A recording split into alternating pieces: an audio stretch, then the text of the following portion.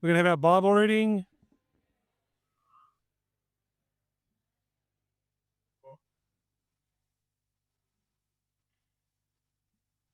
It's Luke chapter 18, verses 31 to 43, and page 931.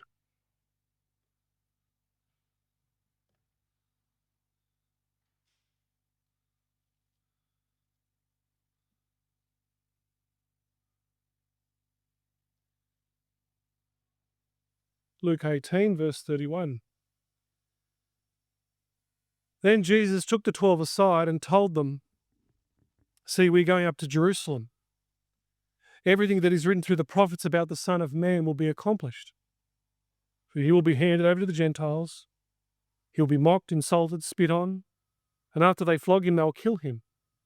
And he will rise on the third day." They understood none of these things. The meaning of the saying was hidden from them, and they did not grasp what was said. As Jesus approached Jericho, a blind man was sitting on the road begging. Hearing a crowd passing by, he inquired what was happening.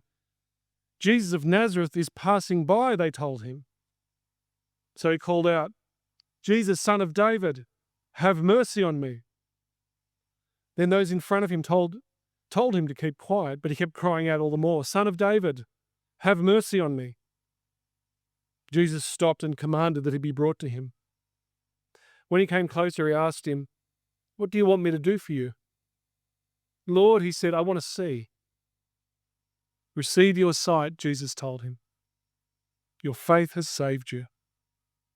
Instantly he could see, and he began to follow Jesus, glorifying God. All the people, when they saw it, gave praise to God. Keep that open, page 31,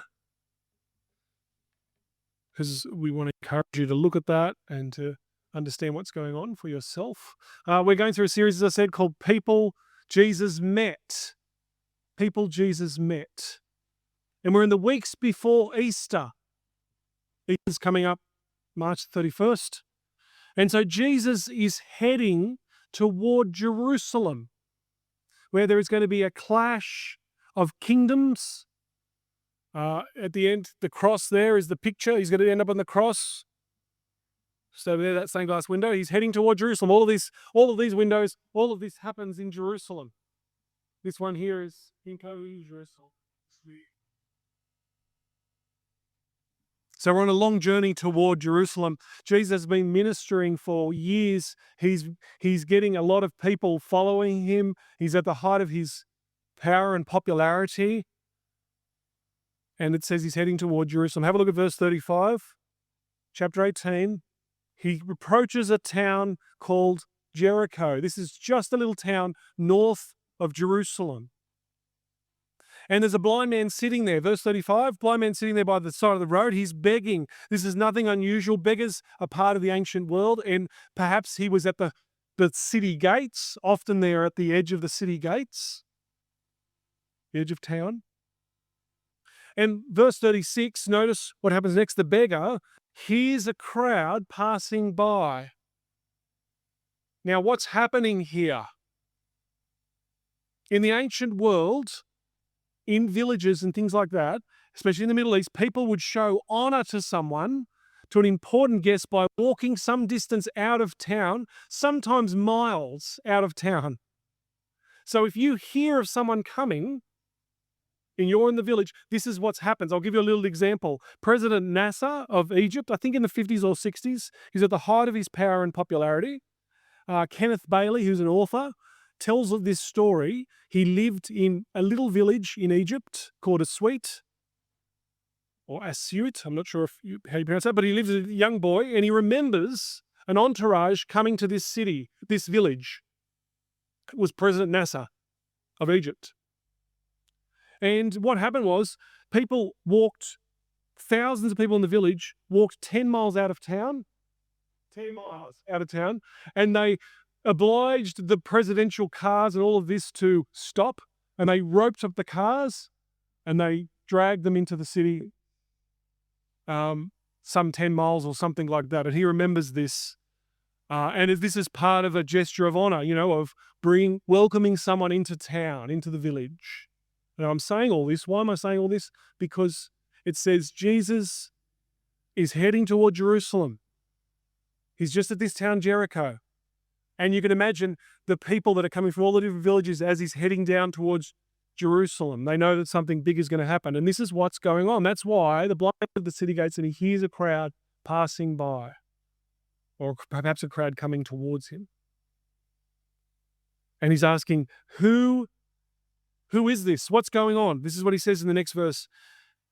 What is happening? And someone says to him, Jesus of Nazareth, which is a town further up, even further up, is passing by. Now you can imagine this blind man. He sits at this gate day after day. He has limited opportunities. This is pretty much all he has. And he's told Jesus of Nazareth is passing by. What's he going to do? Here's his opportunity. And what does he say? Have a look in the verse. What does he actually say? The next verse. He cries out, Jesus of Nazareth. Is that what he says? Jesus, son of David. Here's his opportunity. He says, Jesus, son of David. We'll talk about this in a moment. He knows something about this one. And what does he say next? He says, Jesus, son of David, have mercy on me. Do you remember in the weeks past, we've seen time and time again people in Luke's gospel who are outside of society. They're on the margins. They should have some decorum, some sort of grace. They don't. They shout.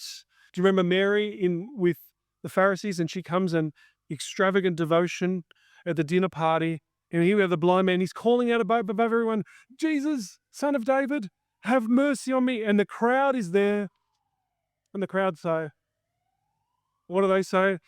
They say, look, you at the back there, forget about it, pipe down.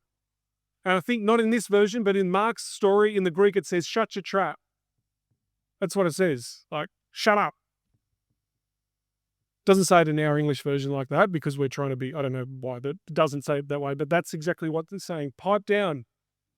And notice in the little story, it says those at the front, those who are close to Jesus, the significant, important people, they're bringing Jesus into town.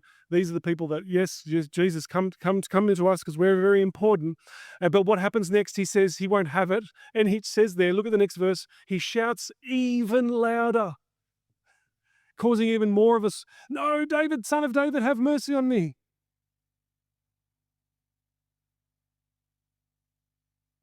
But he knows who he's dealing with. He doesn't say Jesus of Nazareth. He says son of David, Messiah, the one who he knows can heal him. Not just a teacher or a prophet, he says son of David. Have mercy on me. What's he asking? Is he asking just for healing? Well, we'll find out. Jesus asks him a question.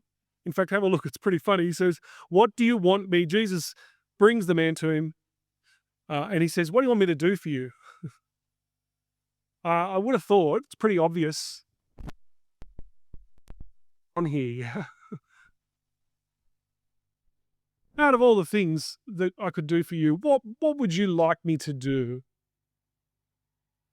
And the blind man says, of course, I want to see. Jesus is trying to show something bigger than just the healing. Yes, there's a healing, and the people are not praising, but again, in this story, as always is the case, Jesus wants to show us something greater than just physical healing and the sight and that he's been healed. I think there are three little things here in this story, three things that Jesus wants to show, because Jesus knows people's needs. He knows in various other stories, he knows exactly what people need. And yet he says here, what do you want me to do for you? He's just trying to draw out the crowd. He's trying to make an example. He's trying to I think the first thing is about real blindness. Did you notice he called him, well, we've been talking about it, son of David.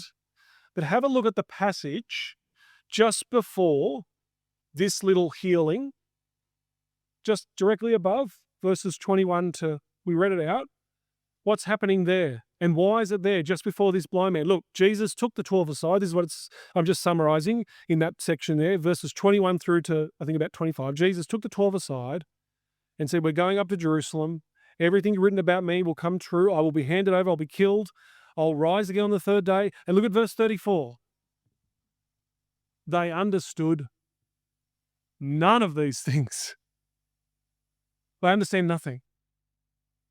Do you see why this is here? Jesus' people, his followers, have been following him for years, and they hear about Jesus going to be the crucified king. He's going to die. He's going to rise again, and they understand nothing. You could say they perceive nothing. And then we have this story immediately following of a man who says, Son of David, have mercy on me. You see what we're supposed to see here? You can be physically blind. He's physically blind, but he's spiritually aware. He can see exactly what is going on, and he knows exactly the power of Jesus. And you see Jesus' disciples who've been following him, and they've heard his teaching, and they understand he's a prophet, but they don't really see. They're not there. Because Jesus' disciples want a king that will come and be powerful and will destroy their enemies and will be on their side. But this one is going to be a king who's going to be crucified. Crucified king. And he'll be raised again.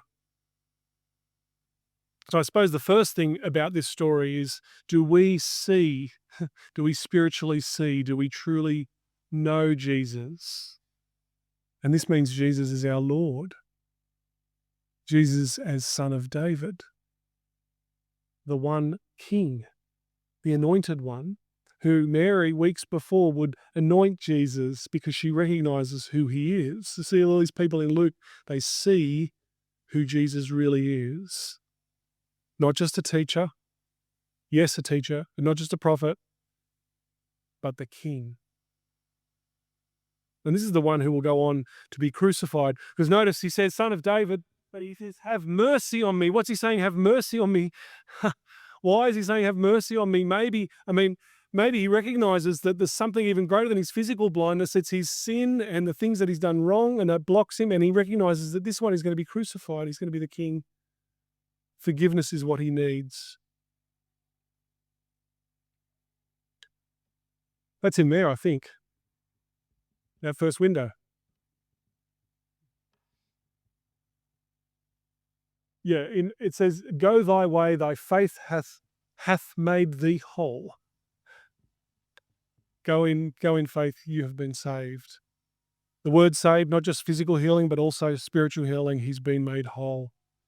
And he goes on following Jesus. The first thing about this story is truly seeing. The second thing is, well, if we know who Jesus is, if we know of God's love and of his mercy, if we've been forgiven, the second thing is to not be quiet about Jesus. Do you notice how everyone wants him to shut up? And he is encouraged. Jesus actually says to the people, notice that Jesus says to the people in the front, Jesus commands them to bring this man with him, to him. These are the ones who said, be quiet. They end up having to bring this man. And Jesus wants people who are on about him to go public. Remember the bleeding woman several weeks before? She tried to escape. She couldn't escape. And Jesus said, no, come and I want you to see, I want everyone to see who you are and who you belong to. I think this is a pretty simple thing, that if we're on about Jesus, we need to be upfront about him. We don't want to be quiet about him. We want other people to know about him. And thirdly, and finally, notice the witness this story has for others. And this is why Jesus isn't just about the healing. It's about the man who sees clearly, about him speaking about Jesus, but also his witness. Notice how it says in verse 43, instantly he could see and he began to follow. And look at what happens to the people. All the people, when they saw this, gave praise to God. Everybody praises. Christian, atheist, agnostic, anywhere in between. Everybody praises. And if you praise something in life, whether it's God or whether it isn't God, you will praise a sporting star or a pop star or whatever it is, but everybody praises something. And Jesus, people wanted to shut this man down from praising Jesus, but he wouldn't have it. And all the people, when they saw it, they end up giving praise to God. I think Jesus allows this healing and asks him the question, what do you want, even though he knows? Because he wants this man to say more about Jesus. He wants the witness for others to know God's mercy.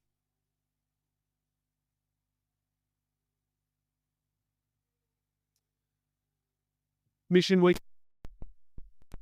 Getting it in because it does seem to work for this. It's coming up in mid-April, the 7th of April to the 14th of April. We're going to have some events on. Some of them might be your events, some of them might be your events, but it's all about helping others see Jesus and others know Jesus. It's about witnessing to him. Like the blind man who says, God, have mercy on me. Let's invite others into church, into our events, into the things that we do, that God would have mercy on them. It's an interesting phrase he uses, help me see again, have mercy on me. What does the blind man, as we finish, what does he see first? You'll see the crowd at some stage, he'll see Jericho, but just imagine this man blind from birth. And it says, instantly he sees. What does he see first? Clarence McCarthy is an old preacher from 100 years ago, so I think I can steal his stuff now. It's probably okay. He says this, and for you and for me too, that will be the greatest of all sights. When we awake from the dream that we call life, when we put off the image of earth and break the bonds of time and mortality. When this mortality has put on immortality, this corruption has put on incorruption. When we awake, and in the everlasting morning, that will be the sight that will stir us and hold us, the face of Jesus. Seeing him full in his face. And I'll finish with these words from this hymn, turn your eyes upon Jesus. Do you know this one? Turn your eyes upon Jesus. Look full into his wonderful face, and the things of earth will grow strangely dim in the light of his glory and grace. Let's pray.